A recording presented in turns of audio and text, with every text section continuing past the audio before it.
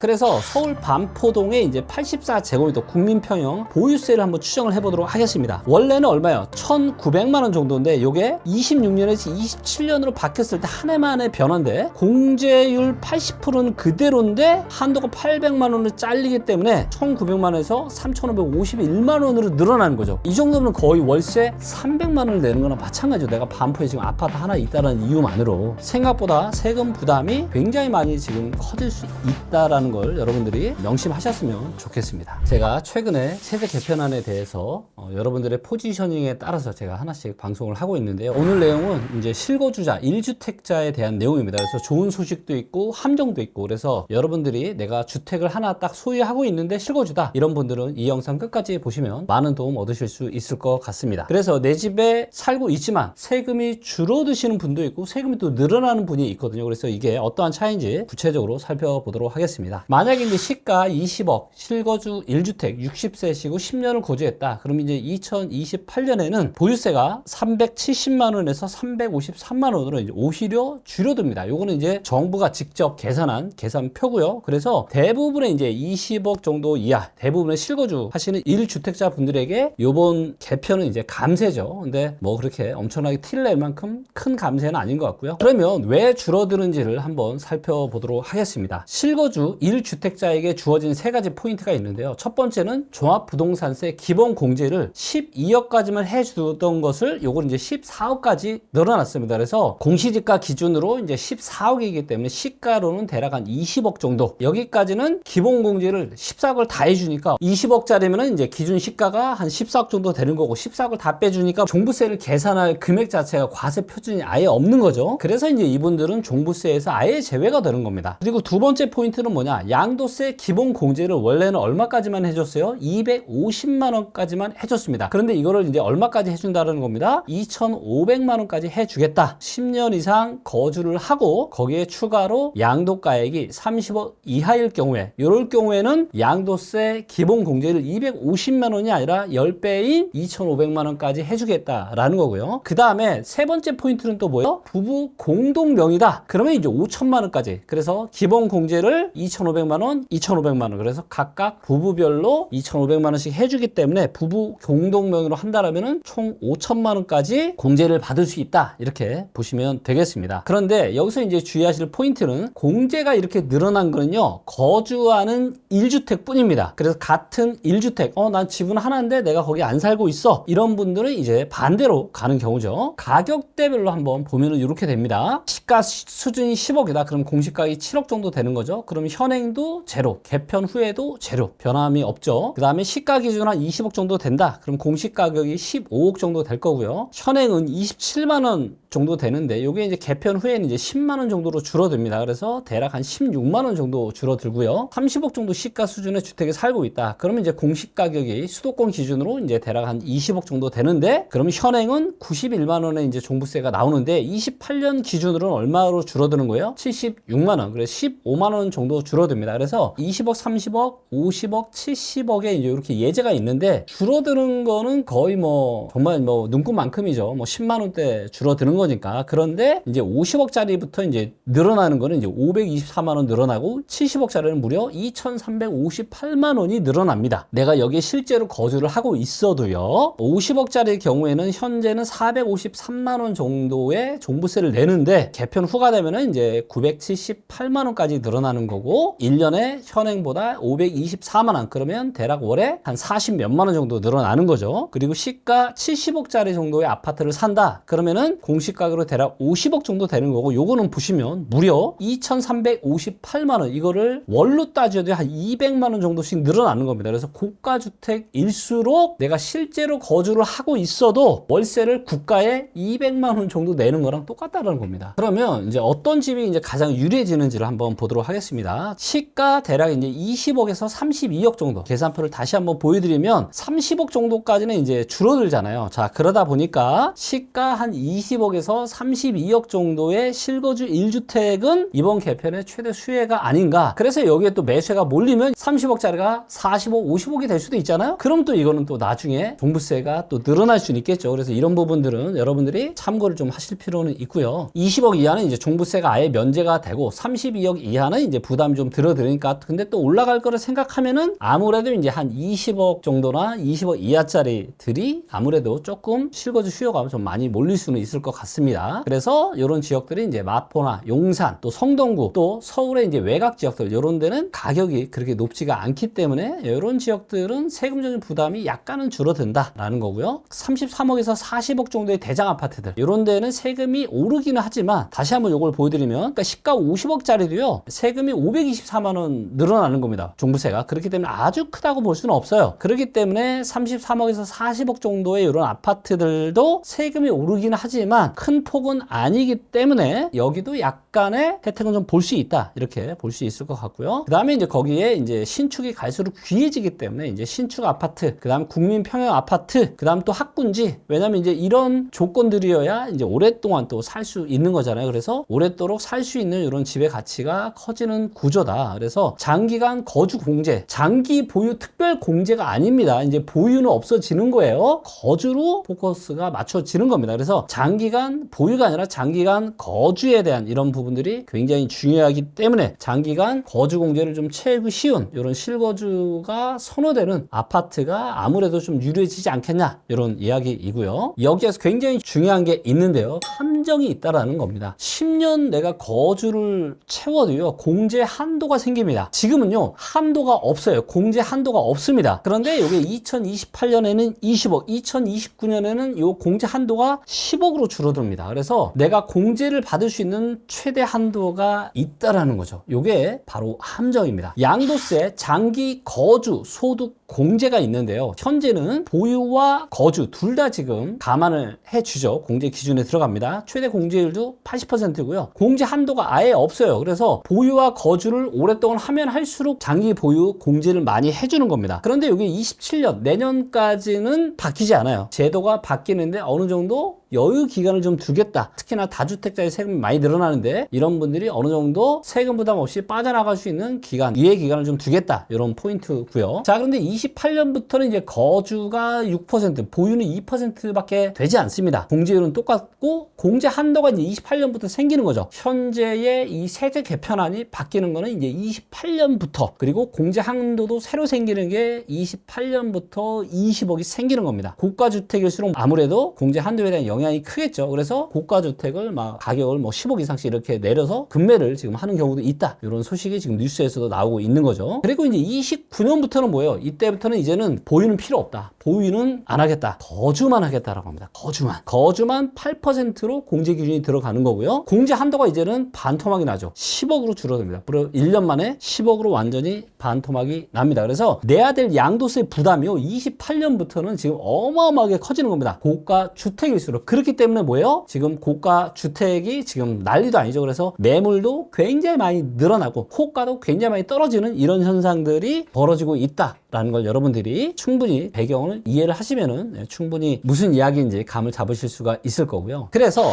고령 장기 거주자는 오히려 지금 불리해집니다. 왜냐면은 공제율은 그대로인데 금액 한도가 지금 새로 생겼잖아요. 그래서 여기 시가 70억 사례를 한번 가지고 얘기를 해볼게요. 원래 계산된 공제가 2,677만 원인데 금액 한도가 또 신설이 되거든요. 그래서 2027년부터는 800만 원, 2028년부터는 600만 원. 그래서 계산된 공제액이 그보다 크면은 또 잘리는 거죠. 이 600만 원 걸려서 2,077만 원이 그대로 날아가는 겁니다. 그래서 고령자 혜택이 이제 사실상 무력화되는 거죠. 고령이실수록 장기 거주자이실수록 오히려 또 불리해지는 부분도 있다는 거고요. 그래서 서울 반포동에 이제 84제곱미터 국민평형 보유세를 한번 추정을 해보도록 하겠습니다. 원래는 얼마예요? 1,900만 원 정도인데 이게 26년에서 27년으로 바뀌었을 때 한 해만의 변화인데 공제율 80%는 그대로인데 한도가 800만 원으로 잘리기 때문에 1,900만 원에서 3,551만 원으로 늘어나는 거죠. 이 정도면 거의 월세 300만 원을 내는 거나 마찬가지죠. 내가 반포에 지금 아파트 하나 있다는 이유만으로 생각보다 세금 부담이 굉장히 많이 지금 커질 수 있다라는 걸 여러분들이 명심하셨으면 좋겠습니다. 거주로 인정받을 수 있는 기간이 있는데요. 살지 않았어도 거주로 또 쳐주는 경우가 있습니다. 부득이한 경우 최장 3년입니다. 그래서 취약, 직장 변경이나 전근, 1년 이상 치료가 필요한 질병, 학교 폭력으로 인한 전학, 해외 체류, 그리고 60세 이상 부모 봉양 합가 이런 경우에는 최장 3년까지 실제로 거주하지 않았어도 거주로 쳐준다라는 겁니다. 재건축 재개발 공사기간의 2분의 1. 그래서 관리처분 계획 인가일 현재 1년 이상 거주 중이었다. 그러면 인가일로부터 입주 가능일까지의 절반을 또 거주로 인정을 해준다라고 합니다. 그래서 재건축 재개발 이런 데 거주이신 분들이 이런 부분들을 꼼꼼하게 체크를 좀 하시면 좋을 것 같고요. 그 다음에 적용 시점이 또 중요한데, 양도세는 28년 1월 1일 이후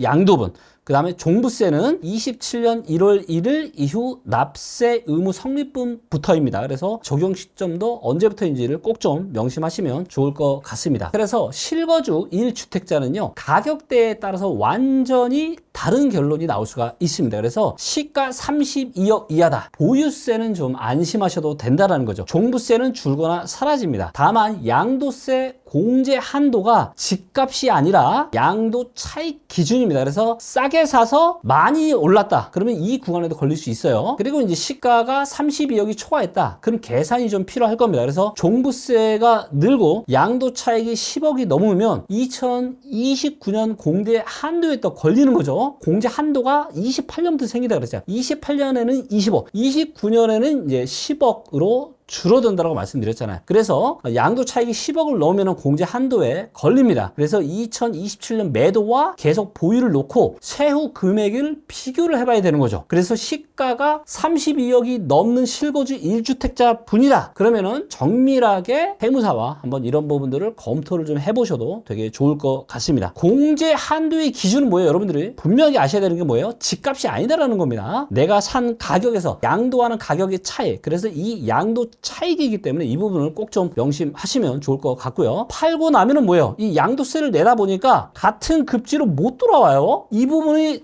아주 치명적인 겁니다, 여러분들. 그래서 내가 반포의 아파트를 뭐 보유세가 부담이 돼서 내가 팔았는데, 그러면 양도세 내고 반포에 똑같은 아파트를 갈 수 있다, 없다?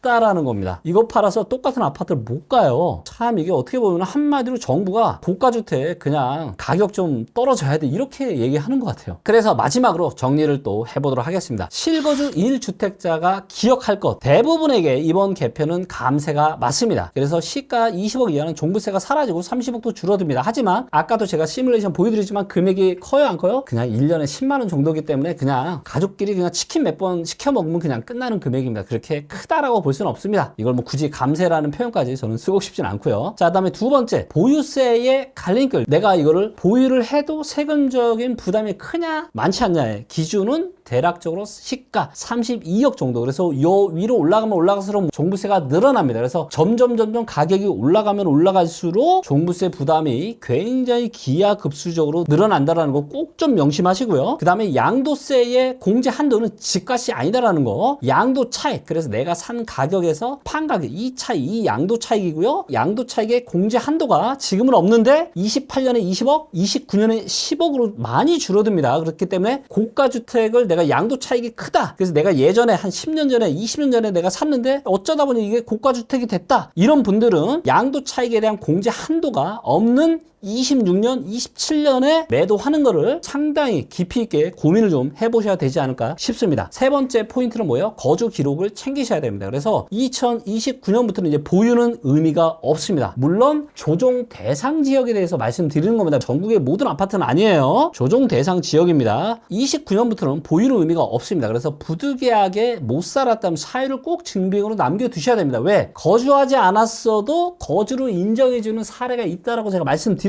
그래서 거기에 해당하시는 분들은 꼭 그런 사유를 미리 서류 같은 걸로 거주 기록을 증빙으로 남겨두시는 게 좋고요. 네 번째 포인트는 뭐예요? 재건축을 내가 앞두고 있다. 관리처분 인가 시점에 실제로 살고 있어야 됩니다. 그래야 공사 이 기간의 절반을 인정을 받는 겁니다. 그래서 오늘 내용은 여기까지고요. 오늘은 실거주 1주택자에 대해서 얘기를 했기 때문에 다음 편에서는 비거주하는 1주택자에 대한 부분을 제가 말씀을 드릴 거예요. 혹시라도 내가 집은 한 주택 조정 대상 지역에 집이 있는데 이 집을 내가 세주고 있다 이러신 분들은 다음 영상 꼭 시청하시면 큰 도움 될 것 같습니다. 앞으로도 여러분들을 위해서 팩트에 기반한 좋은 방송 계속 이어가도록 하겠습니다. 감사합니다.